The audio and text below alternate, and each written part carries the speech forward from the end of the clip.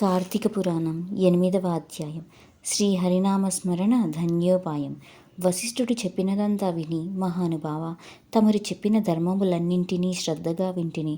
అందు ధర్మము బహు సూక్ష్మమనియు పుణ్యము సులభంగా కలుగుననియు, అది నదీ స్నానము, దీపాదానము, ఫలాదానము, అన్నదానము, వస్త్రదానము వలన కలుగునని చెప్పితిరి. ఇట్టి స్వల్పధర్మముల చేతని మోక్షము లభించుచుండగా వేదోక్తముగా యజ్ఞయాగాదులు చేసిన గాని పాపములు పోవని మీ వంటి మునిశ్రేష్ఠులే చెప్పుదురు కదా. మరి తమరు ఇది సూక్ష్మములో మోక్షముగా కనపరిచినందుకు నాకు అమితాశ్చర్యము కలుగుచున్నది.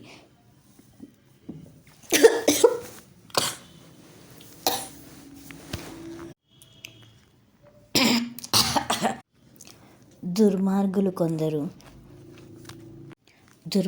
కొందరు సదాచారములు పాటింపక వర్ణసంకరులై రౌరవాది నరకహేతువులకు మహాపాపములు చేయువారు ఇంత తేలికగా మోక్షం పొందుట వజ్రపు కొండను గోటితో పెకిలించుట వంటిది. కావున దీని మర్మము విడమర్చి విపులీకరించ ప్రార్థించుచున్నాను అని కోరెను. అంతటా వశిష్ఠుల వారు చిరునవ్వి నవ్వి, జనక మహారాజా, నీవు వేసిన ప్రశ్న హేతుదాయకమైనది. నేను వేదాంగాలు కూడా పఠించి తిని, వానిలో కూడా సూక్ష్మ మార్గములున్నవి. అవి ఏమనగా సాత్విక, రాజస, తామసములను ధర్మము 3 రకాలు.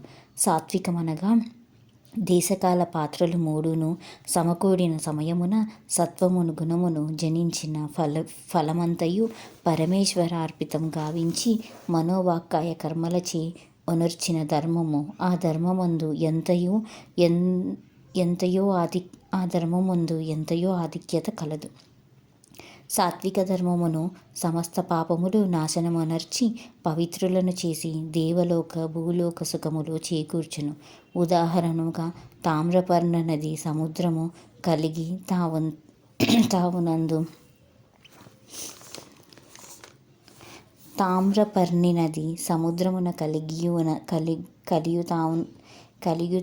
కలియుతావునందు స్వాతికార్తెలు ముత్యపు చిప్పలు వర్షపు బిందువు పడి దగదగ మెరిసి ముత్యమగు విధముగా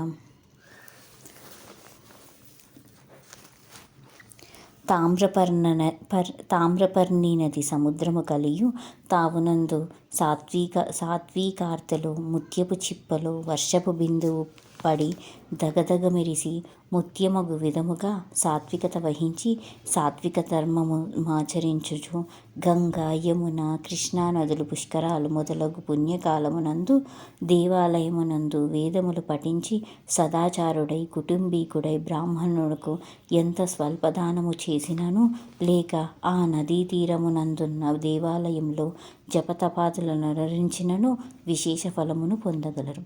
రాజస ధర్మం అనగా ఫలాపేక్ష కలిగి శాస్త్రోక్త విధులను విడిచి చేసిన ధర్మం. ఆ ధర్మం పునర్జన్మ హేతువై కష్టసుఖాలను కలిగించును. తామస ధర్మం అనగా శాస్త్రోక్త విధులను విడిచి దేశకాల పాత్రలు సమకూడని సమయమున డాంబిక చరణార్థం చేయు ధర్మం. ఆ ధర్మము ఫలము నీయదు.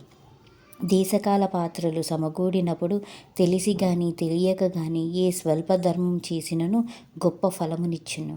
అనగా పెద్ద కట్టెల గుట్ట చిన్న అగ్ని కణములతో భస్మమగునట్లు శ్రీమన్నారాయణుని నామము తెలిసి గాని తెలియక గాని ఉచ్చరించిన వారికి సకల పాపములు పోయి ముక్తి నొందురు. దానికొక ఇతిహాసము కలదు. అజామీలుని కథ. పూర్వకాలమునందు కన్యాకుబ్జమున నగరమున 4 వేదములు చదివిన ఒక విప్రుడు కలడు. అతని పేరు సత్యవ్రతుడు. అతనికి సకల సద్గుణరాశియగు హేమవతి అను భార్య కలదు. ఆ దంపతులు అన్యోన్య ప్రేమ కలిగి అపూర్వ దంపతులని పేరు బడసిరి. వారికి చాలా కాలమునకు లేక ఒక కుమారుడు జన్మించెను. వారా బాలుని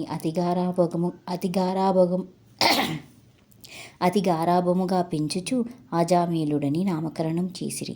ఆ బాలుడు దినదిన ప్రవర్తమానగుడుచు అతి గారాభము వలన పెద్దలను కూడా నిర్లక్ష్యంగా చూచి దుష్ట సహవాసములు చేసి విద్యనభ్యసించక బ్రాహ్మణ ధర్మములు పాటించక సంచరించుచుండెను.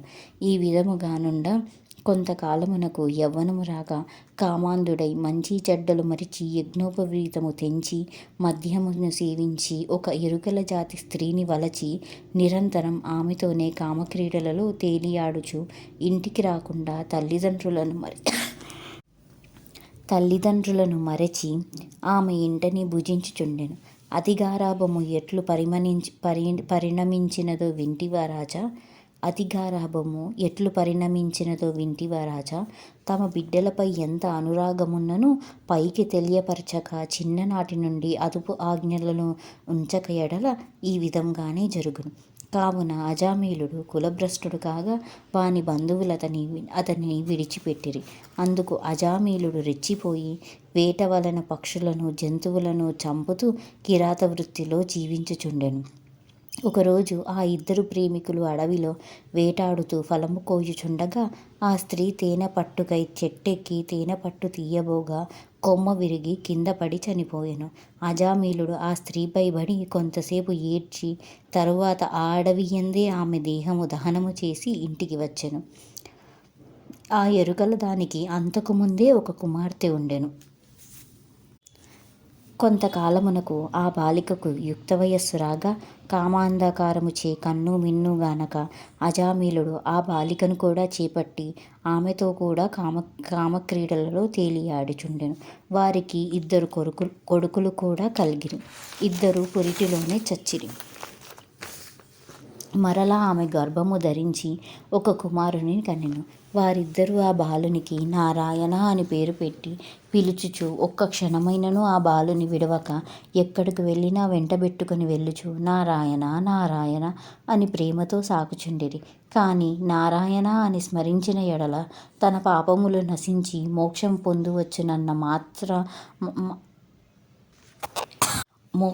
పొందవచ్చునని మాత్రమాతానికి తెలియకుండెను.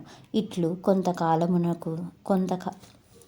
కొంతకాలము జరిగిన తరువాత అజామీలునికి శరీర పటుత్వము తగ్గి రోగగ్రస్తుడై మంచము పట్టి చావునకు సిద్ధపడి ఉండెను. ఒకనాడు భయంకర ఆకారములతో పాశాది ఆయుధాలతో యమభటులు ప్రత్యక్షమైరి.